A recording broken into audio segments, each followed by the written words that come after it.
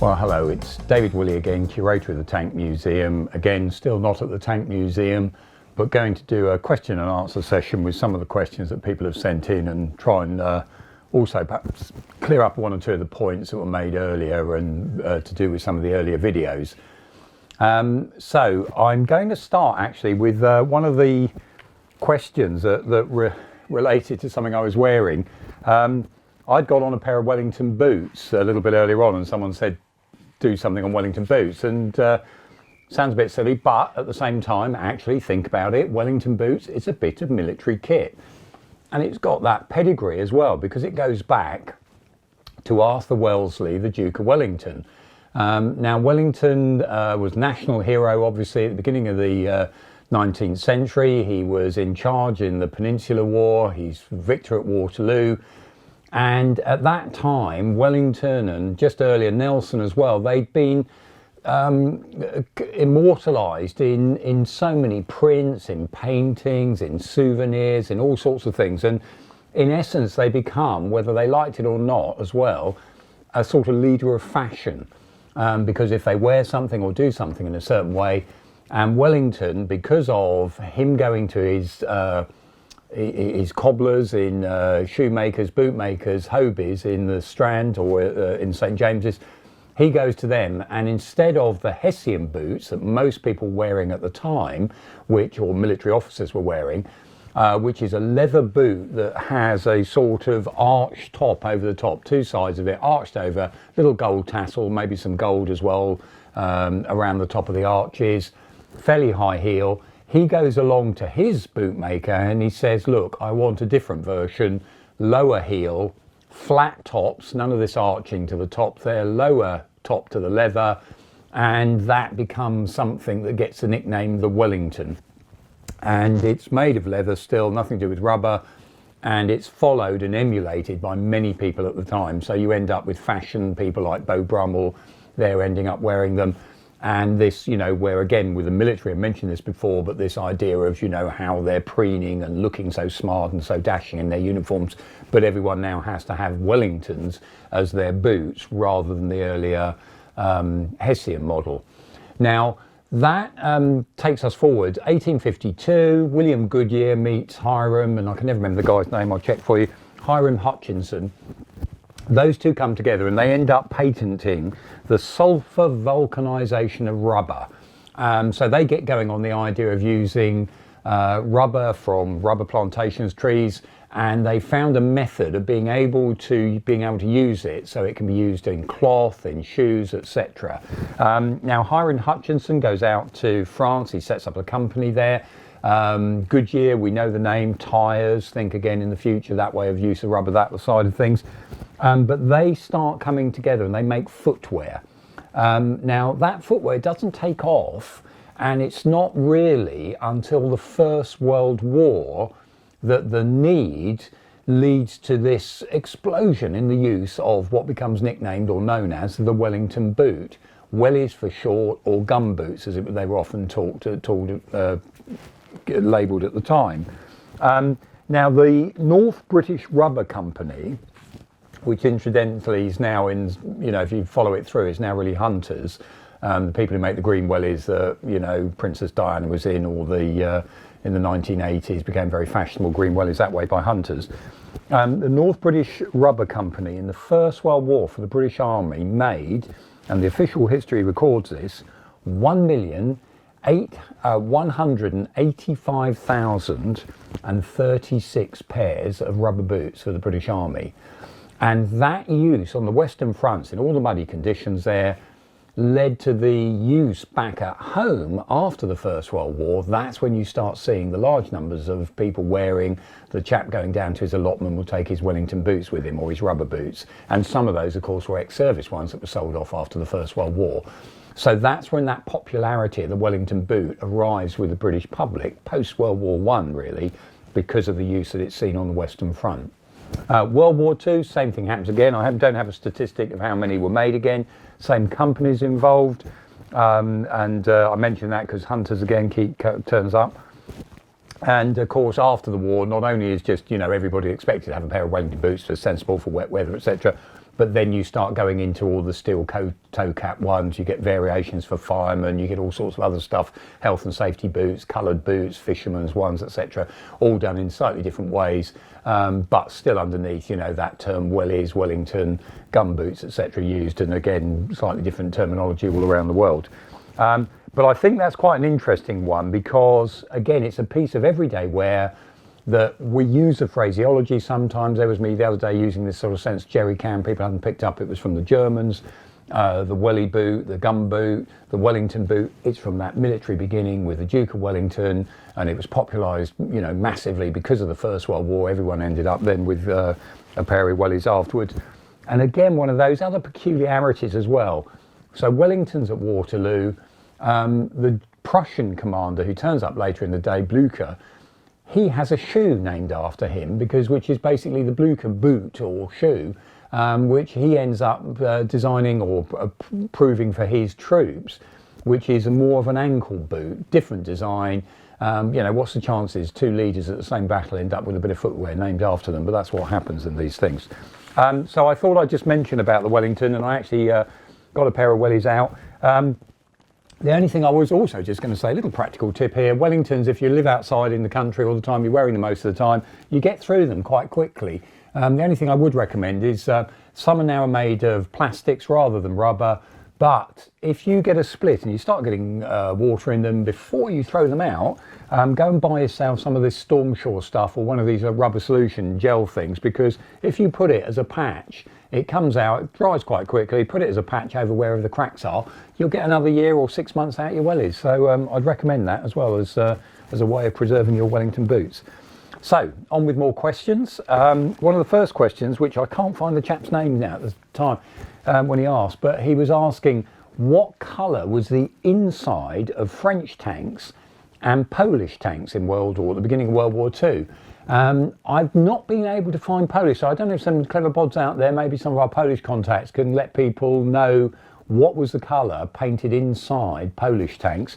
But I have found out for you from this wonderful book by Thomas Sagnan and Pascal Danjou, which is all about French camouflage on their vehicles and the use of camouflage in the French military. Beautiful book, and very clearly in here, 17th of July 1925, painting in the manual concerning painting, it was stipulated that the interior vehicles were painted white, and only those areas that opened up, so imagine a door, if it opened up, that had to be painted the outside colour or black or a darker colour, so you didn't actually and the point he's showing here is sometimes there's a knocked out Sharpie in the photograph with a white door, so not everyone even followed that. But there we are. So the inside of French vehicles, I hope that's a great book. I'm afraid I don't think we got it in the shop, but I picked mine up when out in Samura, and it really does tell you everything you want to know about French camouflage schemes. On to some other questions. So let's go and having a look through here. Yeah, this one sounds more like a housekeeping one, but it's to just follow up on when I was doing about uniforms and tank suits, this business between Angola wool. A lot of people came forward and said, oh, hang on, you got that wrong, haven't you? And don't you mean Angora, or might it be Angora? No, they are very clearly two separate things, very clearly marked that Angola wool is a thing. It's in all the military pamphlets, it's in all the uniform books, etc. Well done. Again, if you read through the comments, there's 1 or 2 people who have done their homework, they've come back, whether it's 50-50 or 75% wool, certain type of wool, and 25% cotton, but this mixed together. My interest, the challenge is still out there. How on earth did this type of fabric get the name Angola? It just seems such a peculiar one. No one's actually quite got to that. Yes, so we can all see that, you know, there is another thing called Angora, which is rabbit fur sort of one, you know, but that's not. We're talking about 2 very different things here, and it is very clear. So if anyone can come up with why it's Angola, that's going to be the interesting one that's still out there. So someone called Van22, he's asked a question. He says, could we actually make our lengthier videos in 2 parts? It's a bit long. All I'd say, Van22, is press the pause button, go and have your wee, come back and press play again, and that's probably the way to deal with it. Too many other buttons to press if you end up making them into 2 parts. Bjorn Renstrom, and this is the way to ask a question. Pardon me for asking, but what's the name of your lovely border collie? The Border Collie, Farquharson Finley Moor, off of a war memorial, I found that name. He's actually Finn, and he's off for a walk for the moment, so, but I will try and introduce him properly. I don't ignore him all the time, I can assure you, but when I'm doing these, talking to cameras, I tend to not want to lose the train of thought, if you see what I mean, but thank you. That's his name, Finn, anyway, for short, the Border Collie. Doc something, I couldn't quite read it all. I think he's a foreign gentleman because he says Vickers-Ease, never used by UK Panzer Corps. I think what you mean to say there really is Vickers export tank, isn't it? It wasn't used by the British Tank Corps. No, it wasn't. You're absolutely right there. The reasoning at the time Vickers made it, there wasn't actually a requirement for a tank like that by the British War Office. Some other little bits around the edges that they weren't particularly bothered about that particular one. Interestingly, there was some versions of it that were being made for the Dutch East Indies, and they were just about to head out to the Dutch East Indies in '39, and they were impounded by the British government, and they were actually used for some training. But no, we didn't have the Vickers export tank. It was a bit of an irony, of course, because that Vickers export tank sets up so many other tank industries in so many other countries around the world. But the British Panzer Corps, as you describe it, no, we didn't actually use it there. Neil Castells makes a point that, having seen the tank suits, he said, tank suits, wouldn't they look good on mannequins all side by side for a display at some point? Neil, you've got to come to our new World War II display when we reopen. That's exactly what we've done. There's a lovely cabinet with all the British tank suits in there on mannequins, with the headgear, the footwear, and some of the other kit there. So, you know, another one of those reasons why you've got to come and visit us at the right time. Richard Valens asks a question. No, he doesn't. He says, all you need is an English accent and boom, you're instantly smart. Well, Richard Valens, have a go. Learn an English accent if you can, but I won't guarantee it'll make you that smart. Let's go over the page. Let's have a look. Now, here's a question from one of our new patrons, Sean Parry. And thank you, by the way, the patron, people are paying small amounts of money. Normally you'll get a bit earlier access to the videos, and we've been doing for patrons questions and answers something like this for at least a year or so. So another good reason, if you've got the money, join our patron scheme. Sean Parry asks a story. He says, can you tell us the story, as it were, behind Zimmerit, and did the Allies do it? Now, Zimmerit is a paste that is put on the side of German vehicles from, I think it's something like late 43 till September of 44. The issue behind it was the Germans had in service a magnetic mine that would attach the side magnet on the 3 feet, attach the side to a tank. You pull the fuse at the top, hollow charge, and that would blast, once the guys run away, blast a hole through the side of the vehicle. That was the idea behind it. So the Germans, having this in their own armoury, assumed the other Allies, or the Russians on the Eastern Front, they would end up having something similar. And therefore they come up with the idea of this protective paste that is thick enough when it goes on the side of the vehicle that if you put some magnet against it, it won't allow the magnet to adhere.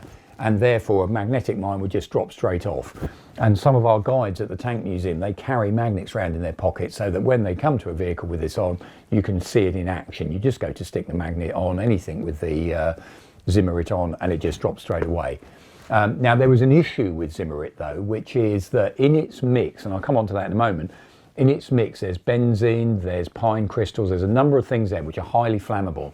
And as part of the application process, it was supposed to be heated, use a blowtorch, dry it off, get to a point where there was no fumes coming off it. And yet there's reports coming back from the field armies using tanks with this on, saying, hang on, it's caused fires or it's got problems. The Waffen-Am has a series of trials. They fire at tank chassis that are covered in Zimmerit. They don't see any problem there at all. But the real issue, and again, this is where I'd come on to, if you're interested in the subject area, you might like to get hold of our Tiger Tank Haynes manual, because in there, back when we were restoring our Tiger 131, over at the SDKFZ Foundation, now called the Wheeled Foundation, they were restoring a Sturmgeschütz, and they came to the Tank Museum and we helped them find the mix, and I'll show you about that in a moment, how you put together Zimmerit. And there's a section in there, in this book, which has got all about their experimentation putting original mix Zimmerit to the right formula, the right standard and right fixings onto a Sturmgeschütz and what they thought about it. And they had the same issues, that they actually thought it was a flammable mix. So whether the wartime tanks, some of them weren't being dried quickly enough in the production run, you can imagine all the issues going on there. Maybe the field army was right and there were fires, because they certainly found this quite a flammable mixture there. Now I mentioned that one as what were, here we go, because when they came to the Tank Museum, because I've got here, what happened is at the end of the war, Britain and lots of countries obviously were all out there looking in Germany, seeing what's the technology, where are they up to, what have they learned militarily, and also just for industry as well, what can we pick up of what the Germans been doing in the war years. And this information was all put into a series of reports that were called British Intelligence Objectives Subcommittee, or BIOS reports as they're sometimes known. And they were sent back, and at the time they were secret. This is copy number 288.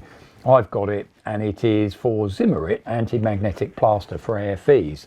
And in here, there is actually the mix and how much percentage that goes together: wood fibre, polyvinyl acetate, barium sulfite, zinc sulfite, ochre, etc.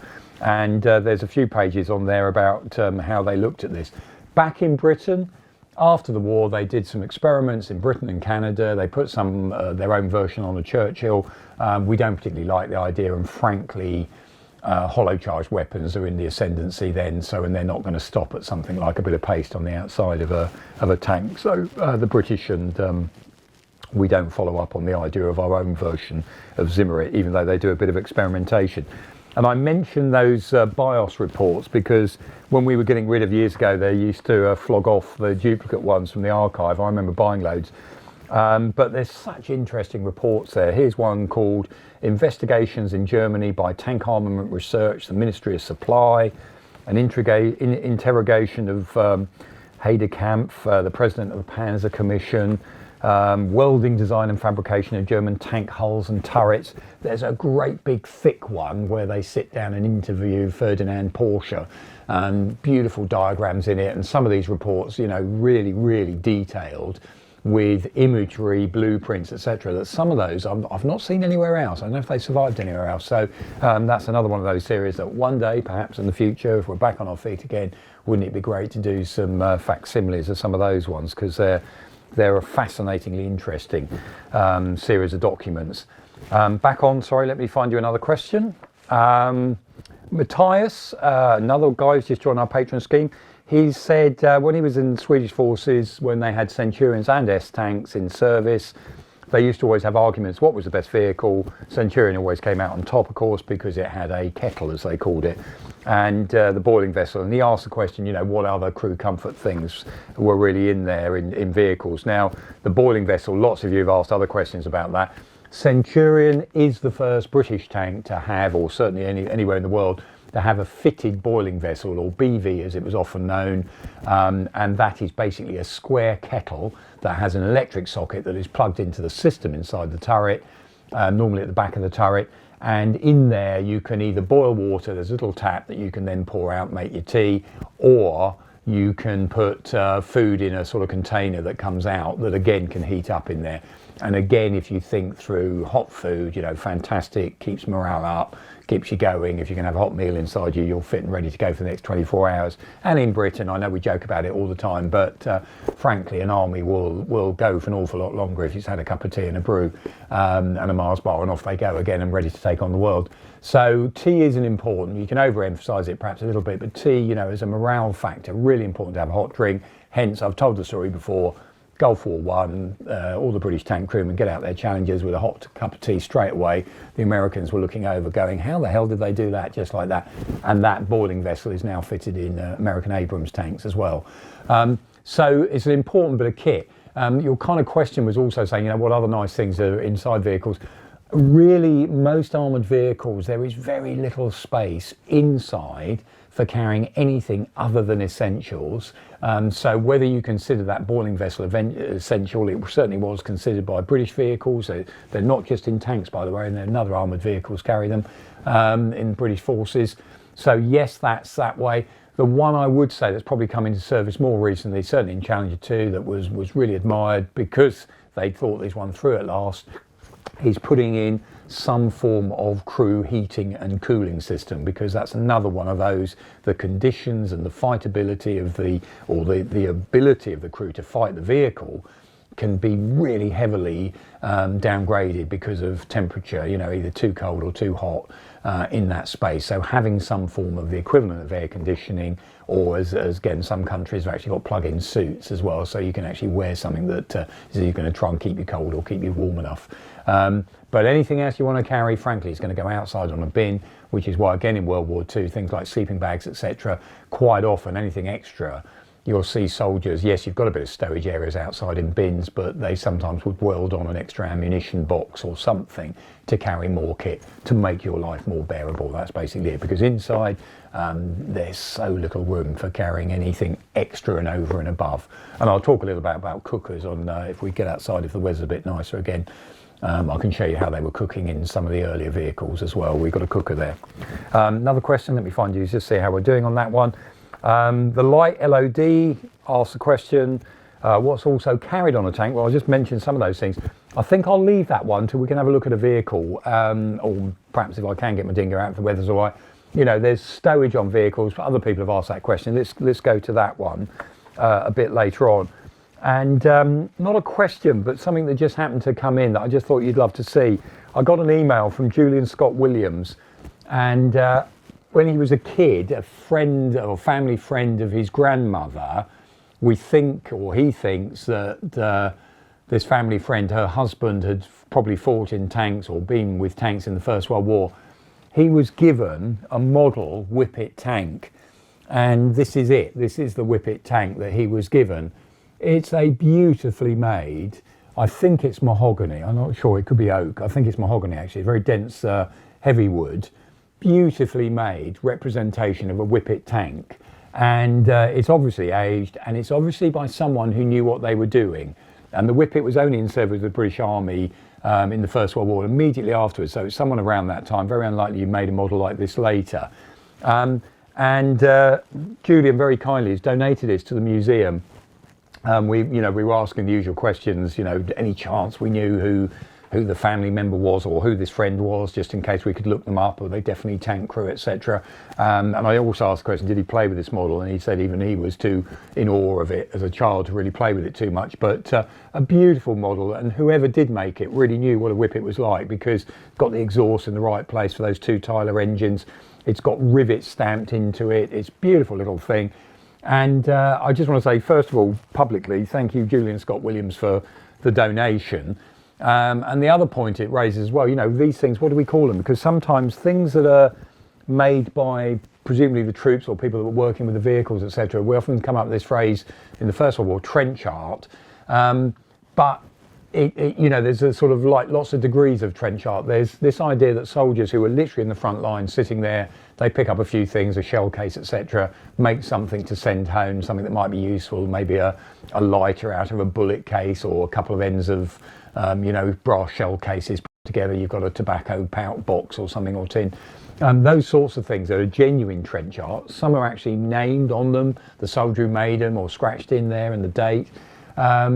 There's then that trench art that was made in vast quantities just after the First World War and was sold as souvenirs for everybody. So if you were visiting the battlefield, when you went out there, you could buy something, and quite often they'd have, shell cases with a pattern on, or EPA, or a name of a town, or a battle, and people could buy it that way. And then there's also those other things that people were making, a bit like that model. You might have been in a workshop, you've got some bits and pieces, you've got access to some machinery, a lathe or something like that. So sometimes it's using bits that were lying around, sometimes it's after the event or near to the event. But it's got a more of a connection than just us making a modern model today. It's someone who was there, someone who was close to the thing, and it's their memento in many ways of what they were working on or working with. And so all I can say again is, Julian, thank you so much for that donation. And it also touches on something else which at this time is going to be quite important for us. What the world's going through at the moment, we are never going to be top of everybody's list, and I entirely understand that as a charity. There's many more pressing needs out there at the moment, but I have noticed that some people on the comments have been offering support got an engineering workshop, could we help machine something for you, that sort of thing. And one of the things over the next few months, or probably the next 6 months or plus, till everything gets back on an even keel, that's one of the things, you know, your support, thank you so much. If you're doing things like joining Patreon, buying something from the shop, that is essential for us to keep going. And thank you those of you who are offering that support. One of our issues, our ends, what we've got to be careful of, we don't ask for help and then either can't incorporate that help into the organisation, or, you know, when's the right time. Where do we ask you to put your offer of help? So that's something we're just going to have a look at. So if we are looking for something, and so we don't sort of, you know, set up disappointment from both sides. And also, of course, at the museum, we do have to be careful that we don't spend more time trying to get that help than if we just got on with it ourselves and did it ourselves. So those things we're going to look into, but we will try and find a way of how can we ask you for the support that we're going to need. How can we take up those offers where people are saying, listen, I can do something for you? And also things we're just looking for in the museum. We're restoring our Mark I Dingo, you know, the 4-wheel steer Dingo at the moment. We are missing a Daimler Dingo gearbox. And we can't find, whether it was separated at some point in its past, we can't find it at the museum. We're probably going to need a new one, or a new old stock one. Somewhere, someone out there is going to know someone that's got one, or it's sitting in the garage, or, you know, like I'm a Dingo owner, you know, I don't have one, I'm afraid to say, but what's that spare part? Are you ever going to use it if you've got one of those? And would you consider whether you donate it or let us know that you've got it to the Tank Museum? Because those are going to be those sorts of things, public benefit. You know, you'll be helping keep this collection going, and all those thousands of people we hope will be coming again will be able to see that, and we'll be able to thank you, you know, for what you can do. So keep watching this. We'll think of ways we can respond to you on that. Keep the questions coming in. Sorry, there's just a few there I've answered. I'm not going to be able to answer all of them all the time, but hopefully the sun will come out again and we'll be able to get it back outside and do some more filming there as well. And stay safe, and thank you for watching all of this again. Thanks, Em. Bye-bye.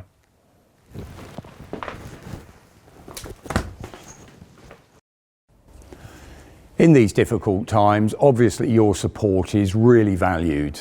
So please do keep following us on social media, do subscribe to our channel, and if you've got the opportunity, perhaps order something from our shop, join one of our schemes like Patreon or our Friends organisation, and we'll try and keep going with giving you some content to keep you informed and entertained.